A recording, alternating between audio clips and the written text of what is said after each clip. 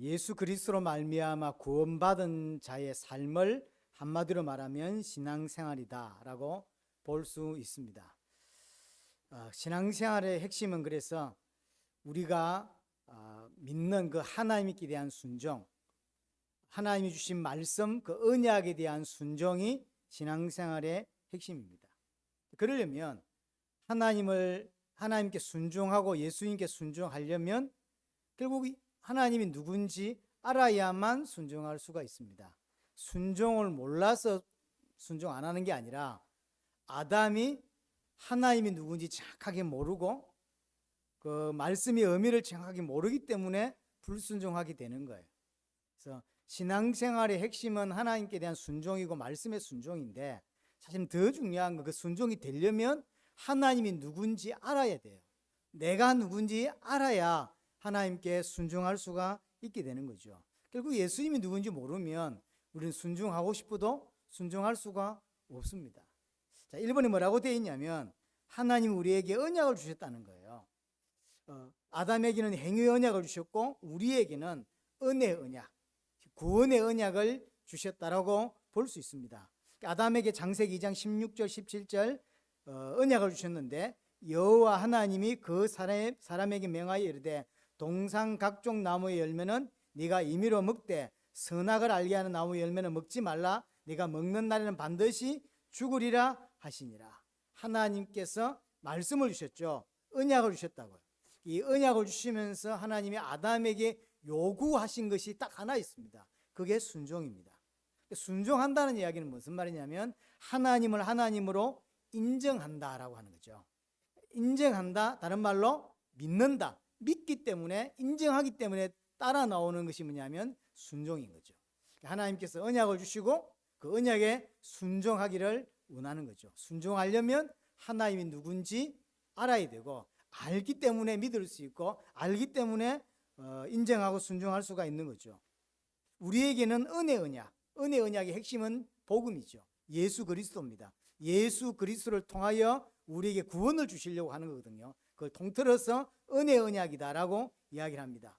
그래서 예수 그리스도의 탄생, 예수 그리스도의 고난, 예수 그리스도의 부활, 예수 그리스도의 통하여 오시는 성령, 그리고 다시 오시는 재림, 이게 전부 다 은혜 언약에 포함되어 있는 것입니다.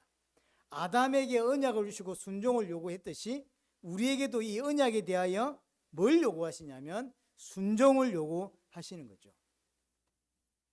은혜 언약을 주셨는데 그것에 대하여 순종하라는 거죠. 그럼 순종한단 말이 무슨 말이죠? 그걸 믿는다는 이야기죠. 예수 그리스도만이 우리를 구원하신다는 사실을 믿는 거죠.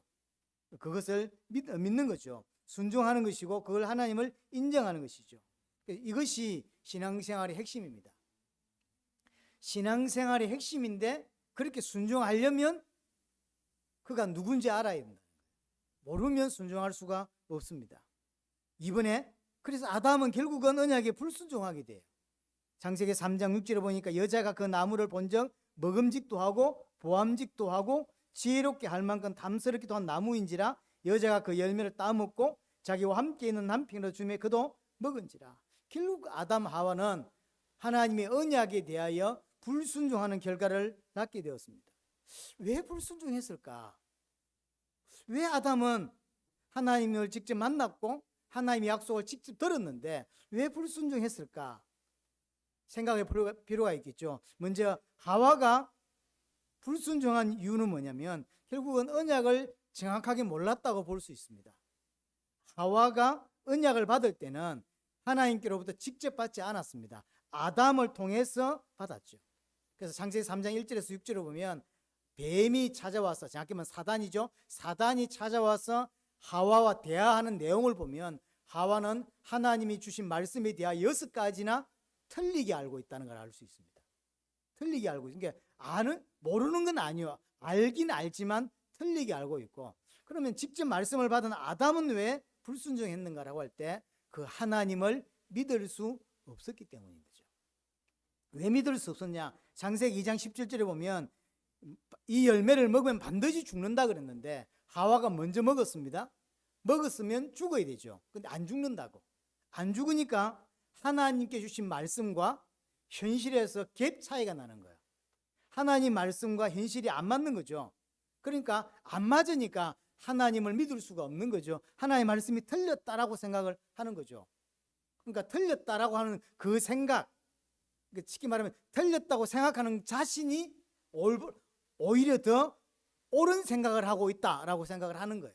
그래서 하나님 말씀에 불순종하게 되는 거죠. 이게 아담입니다. 이게 이 문제가 아담만의 문제냐? 아니에요. 호세아 6장 7절에 보면 그들은 아담처럼 언약을 어기고 나를 반역했다라고 하죠. 창세기 3장 사건이 5절에도 말씀드렸지만 반복되고 있어요. 아담만의 문제는 아닙니다.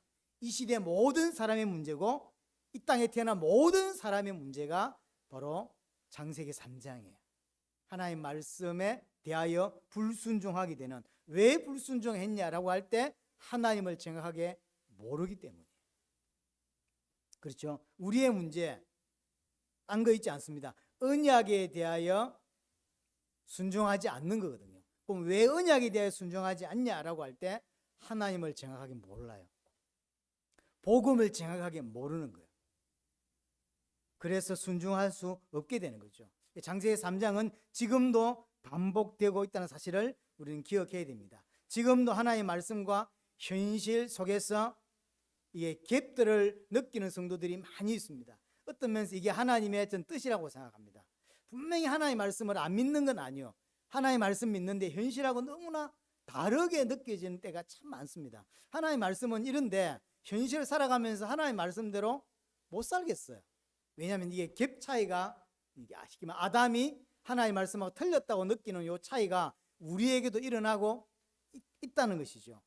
그럼 왜 그런 느낌을 하나님은 아시는데도 불구하고 그렇게 하시냐고 할 때, 그럼에도 불구하고 하나님께 순종할 수 있냐를 보는 거예요. 분명히 현실하고 하나님의 말씀은 안 맞는데 그럼에도 불구하고 현실을 택하지 아니하고 하나님을 택하는 자, 그 사람이 진짜 하나님 믿는 거거든요. 지금도 하나님은 많은 사건과 문제 속에서 하나님의 말씀과 현실의 괴리감을 자꾸 우리에게 느끼게 만들어요. 그래서 그럼에도 불구하고 하나님 말씀을 순종할 수 있겠냐? 하나님 말씀을 순종한다는 말은 무슨 말이죠? 믿는다는 거. 진짜로 믿는다는 거죠. 하나님의 테스트는 지금도 계속 되고 있다. 그래서 우리는 지금 이 땅에 영적인 아담으로 서 있다는 사실을 기억해야 돼요. 모든 사람들은 마치 아담이 에덴 동산에서 하나님과 대면하고 하나님께 테스트를 받았듯이 모든 개인은 전부 다 하나님 앞에 섭니다. 그 테스트를 받아요. 그래서 항상 하나님의 말씀과 현실의 갭 차이를 많이 느껴요. 그럼에도 불구하고 하나님의 말씀을 순종할 수 있는가? 근데 순종하려면 현실이 아무리 맞아도 하나님의 말씀이 틀리게 느껴져도 하나님만이 옳고 하나님만이 선하고 하나님만이 완전하다고 믿어진 자는 현실을 따라가지 아니하고 안 맞음에도 불구하고 현실이 아니라 하나님을 선택하죠. 그래서 언약에 순종하게 사실은 되는 것입니다. 지금의 문제도 아담의 문제가 동일합니다. 로마서 5장 19절에 그래서 한 사람이 순종하지 아니하므로 많은 사람이 죄인 된 것 같이 한 사람이 순종하심으로 많은 사람이 의인이 되리라. 이때 순종하지 않았던 한 사람이 누굽니까? 나입니다. 분명히 아담이 순종하지 않았어. 그것 때문에 이 땅에 죄가 들어왔고 그 죄로 말미암아 모든 사람이 죄인이 되었고 모든 사람이 사망에 이르게 되었습니다.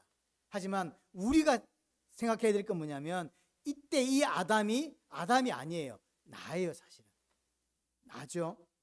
순종하지 않은 이 아담은 나입니다. 성경 이야기는 아담 이야기가 아니라 나 이야기입니다. 성경 이야기는 모세 이야기가 아니라 우리의 이야기, 내 이야기라고 하는 걸 반드시 사실은 기억을 해야 한다는 거죠. 자, 그러면 3번 보세요. 언약을 믿어 순종하는 삶이 뭐냐?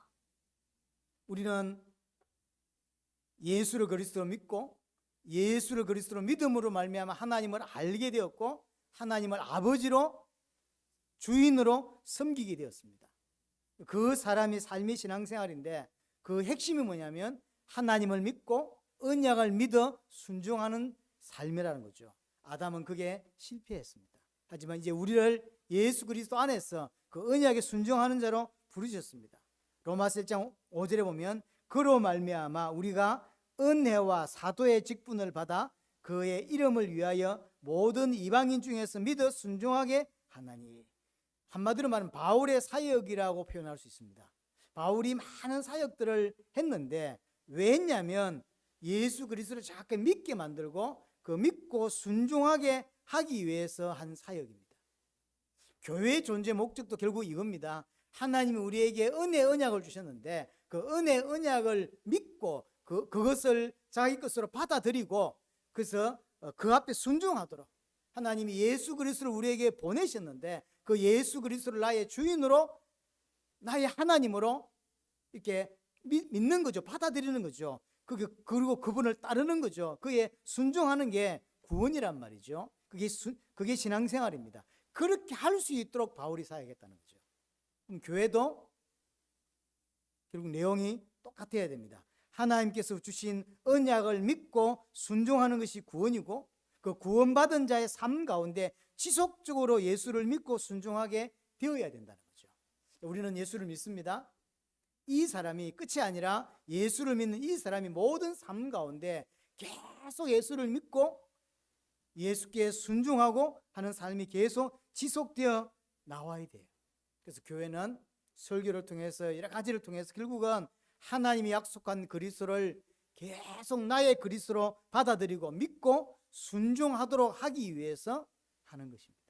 양육이든 설교든 그게 목적이에요.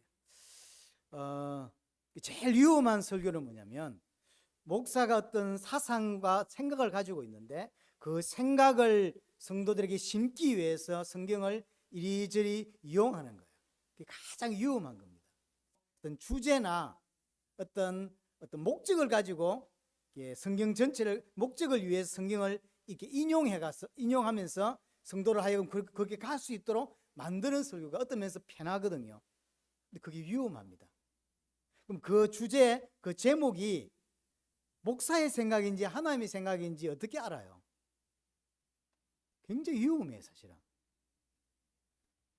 성경 전체를 가지고 차근차근히 그냥 내 목적을 가지고 설교하는 게 아니라 성경에서 말하는 대로 이 부분은 요즘 우리 교회하고 안 맞는 것 같아. 안 맞는데도 하는 거예요.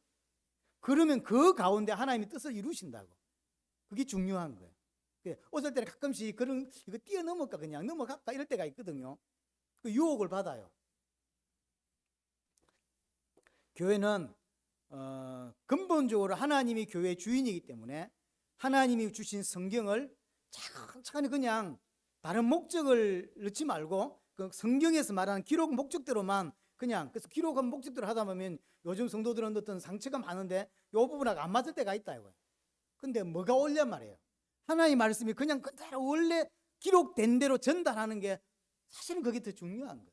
그러면 그 상처받은 거하고 오늘 요 메시지가 안 맞는 것 같은데 계속 그렇게 전달이 되면 하나님은 자기 백성을 치유하고 살리게 되어 있어요. 그런데 당장 치유되고 당장 위로하는 설교를 하고 싶다고요. 훨씬 그게 은혜되고 그게 좋아 보인다고요. 그게 사실은 위험합니다. 저는 그렇게 보지 않습니다. 그래서 무던히 그냥 하는 것이고요. 가능한 제 이야기를 하지 않으려고 석 장 정도를 준비합니다. 한 장도 준비해보고 넉 장도 준비해봤는데 왜 석 장이냐면 가능한 내 이야기를 하지 않을 범위가 해보니까 석 장 정도 나와요. 그래서 가능한 적석에서 생각난 것들을 이야기 안 하는 방향으로 하는 거죠.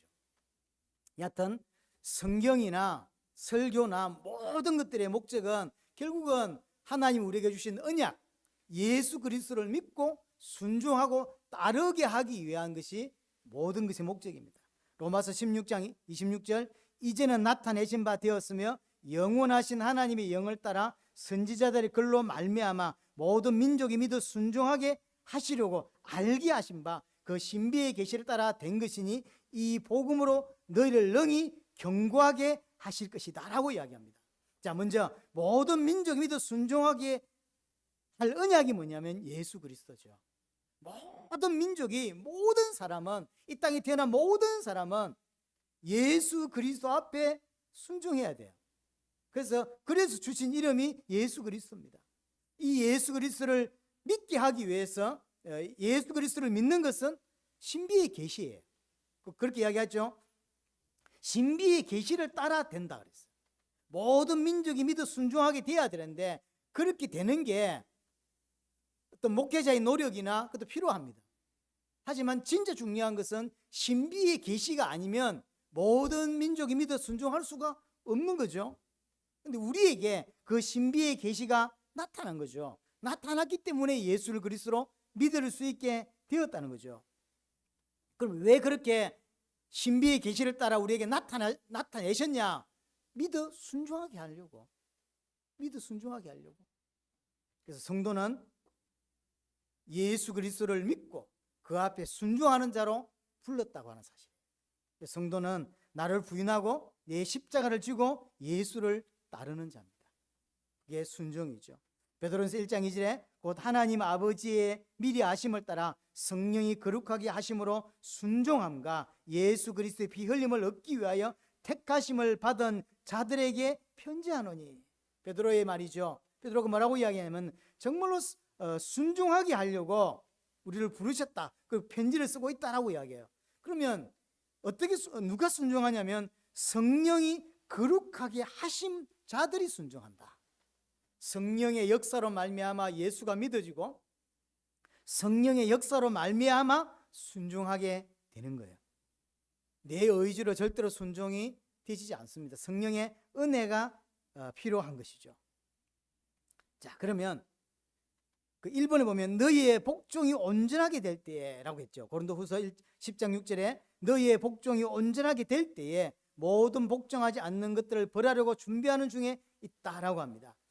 주님은 우리가 온전히 순종하기를 기다리고 계십니다. 이게 구원의 완성입니다.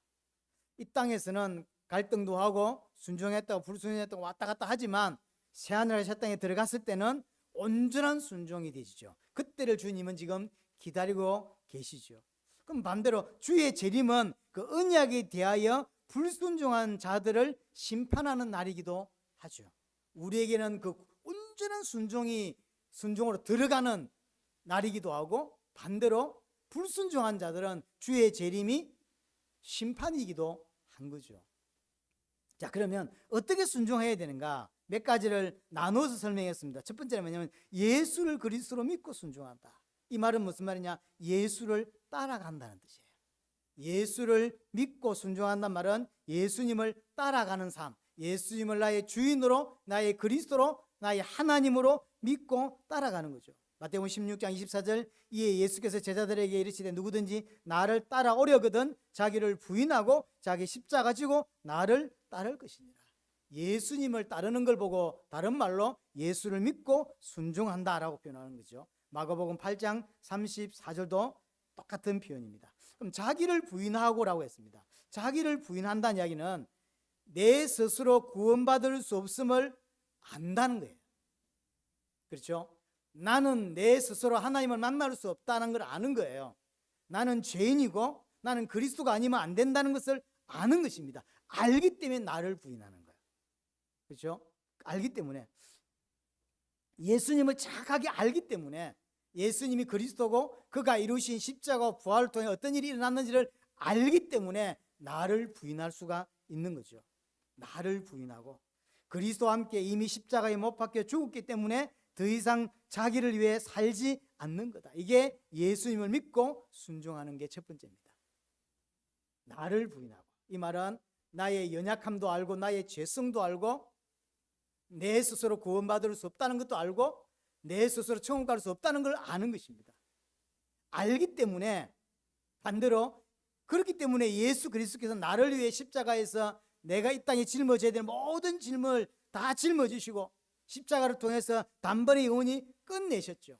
그래서 더 이상 나를 위해 살지 않는 삶, 그걸 아는 것이 예수를 믿고 순종하는 것입니다. 갈라디 6장 6절에 분명히 이야기합니다. 우리가 알거니와 우리의 옛사람이 예수와 함께 십자가에 못 박힌 것은 죄의 몸이 죽어 다시는 우리가 죄에게 종로로 타지 아니하리 함이라. 예수 그리스도의 십자가로 말미암아 더 이상 죄의 종로로 타지 않도록 만드셨죠. 갈라디아 5장 24절 그리스도 예수의 사람들은 육체와 함께 그 정욕과 탐심을 십자가에 못 박았습니다.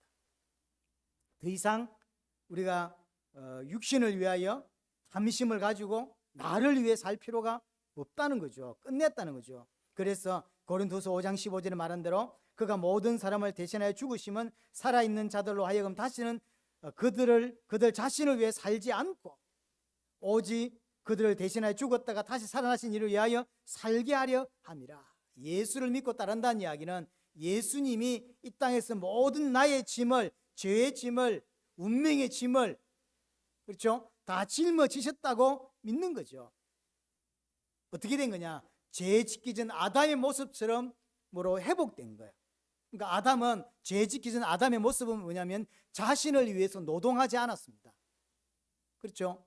노동하지 않았죠. 그러니까 온전히 하나님만 의지하고 하나님만 신뢰하는 삶이었다고 볼 수 있죠. 우리가 그렇게 돌아가는 거죠. 그래서 나를 위해 살지 않는 거예요. 돈을 안 번다는 이야기가 아닙니다. 육신적인 일을 안 한단 말이 아니에요. 그건 이 땅에서 살기 때문에 할 수밖에 없는 일이에요.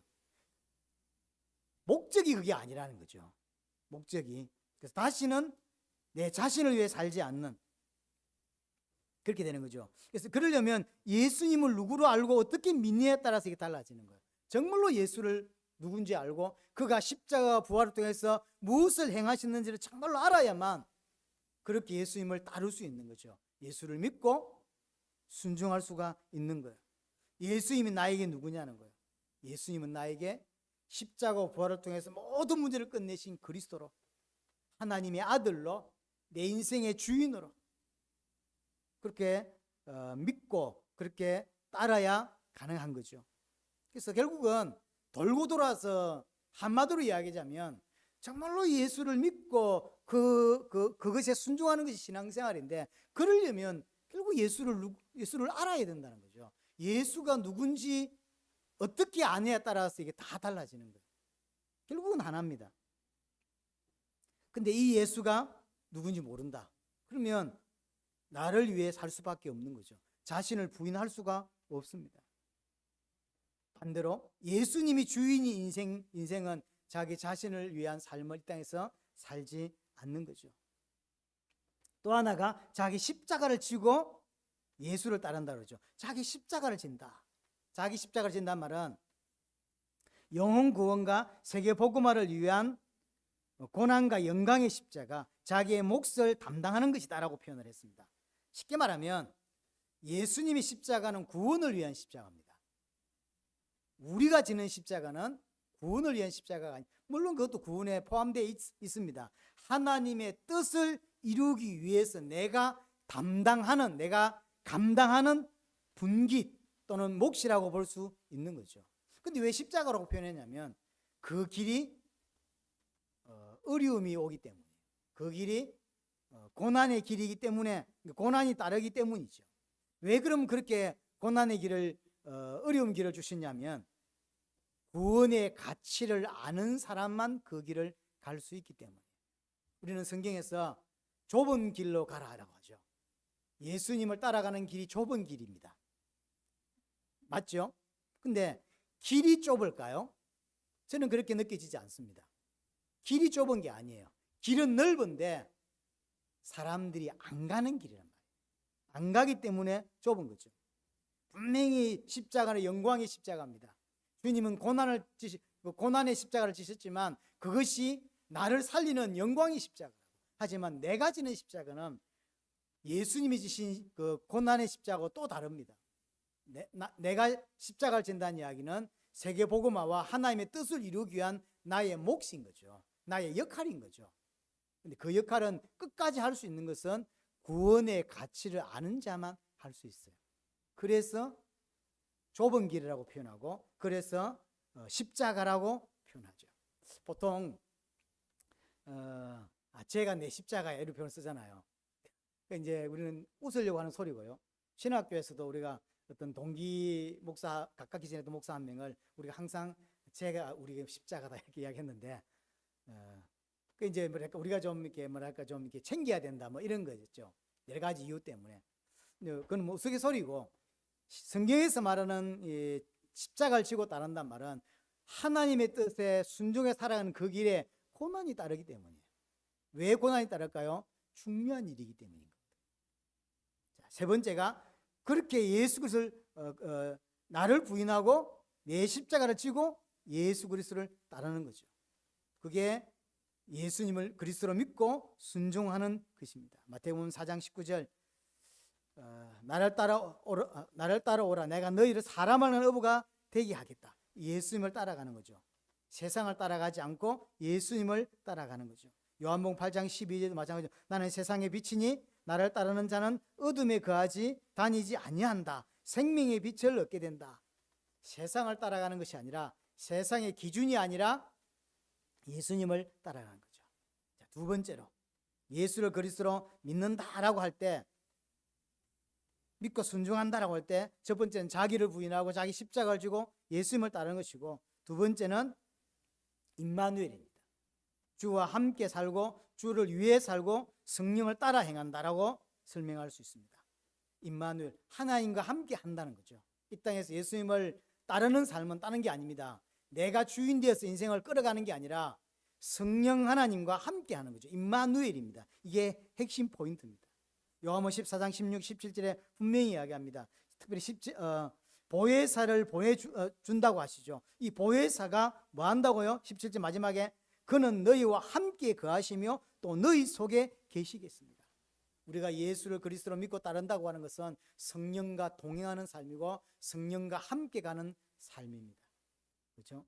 그 사람은 로마서 14장 8절에 주를 위해 살고 주를 위해 죽는 것입니다. 고린도서 10장 31절에 먹든지 마시든지 무엇을 하든지 다 하나님의 영광을 위하여 하게 되는 것이죠. 이 사람은 갈라디아 5장 16절에 육체의 욕심을 따르지 아니하고 성령을 따라 사는 거죠. 그래서 매일 하나님께 오늘도 하나님 인도받기를 원합니다. 오늘도 하나님과 동행하기를 원합니다. 오늘도 나와 함께하여 주시옵소서라고 고백하고 그를 의지하고 그렇게 하는 거죠. 그게 필요합니다. 매일매일 삶 가운데. 자, 마지막 세 번째가 뭐냐면 재림도 언약입니다. 그래서 재림의 언약을 믿고 순종하며 사는 것. 이게 예수를 그리스도로 믿고 순종하는 것입니다. 우리에게 남은 언약 하나가 있다면 그건 주님의 다시 오심입니다. 그 다시 오심을 기다리고 소망하며 살아가는 것. 그게 재림의 언약입니다. 위에 쉽게 말하면 구원받은 모든 사람들의 또 교회의 방향이라고 볼 수 있습니다. 그렇죠? 그 우리의 방향이어야 돼요. 주의 재림을 기다리고 사모하고 이게 다 방향을 맞추는 거죠. 우리의 인생이 이렇게 방향 맞추는 인생이 되었으면 좋겠습니다. 마지막 결론, 이 사람을 보고 그리스도인이다라고 표현하는 거예요. 예수를 그리스도로 믿는 사람이 그리스도인인데 예수를 그리스도로 믿는다는 것은 딴 이야기가 아닙니다. 자신을 부인하고 자기 십자가를 지고 예수를 따르고 성령과 함께하고 성령과 동행하고 그런 삶이죠. 그러면서 재림에 대하여 순종하며 살아가는 그것이 인생의 방향이 된 사람, 그 사람이 예수를 그리스도로 믿는 거고 이 사람을 보고 한마디로 그리스도인이다라고 표현을 할 수 있습니다. 우리는 정말로 예수를 그리스도로 믿고 하나님 우리의 허락된 그 언약에 대하여 순종하며 살아가는 저와 여러분들 되기를 바라고요. 우리에게 남은 언약이 있다면 주님이 다시 오시는 것입니다. 그럼 언제 다시 오시냐? 잘 몰라요. 성경에 몇 가지 힌트만 좀 있을 뿐입니다. 그 중에 가장 가까운 힌트는 모든 이 복음이 모든 그 전 세계 다 정언되어야 된다고 이야기를 합니다. 하지만 이것만의 기준은 아닙니다. 왜냐하면 예수님이 너희들이 모든 땅을 다 다니기 전에 온다 그랬어요. 그럼 이게 충돌되는 것처럼 보이잖아요. 모든 곳에 다 정언되어야 된다고 하셨죠. 그래서 우리는 방향을 거기에 맞춘 거예요. 하지만 어떤 성경에는 다니지 못해서 온다 그랬어요.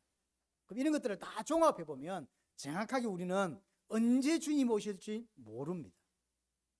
그렇죠? 모릅니다. 우리가 생각하는 세계복음화를 그림이 있는데 그 그림이 되면 오실 수도 있고요. 완성되기 전에 오실 수도 있고요.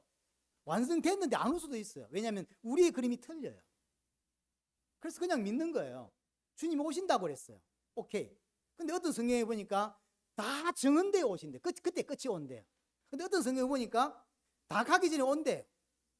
이 둘이 충돌되는 것처럼 보이잖아요.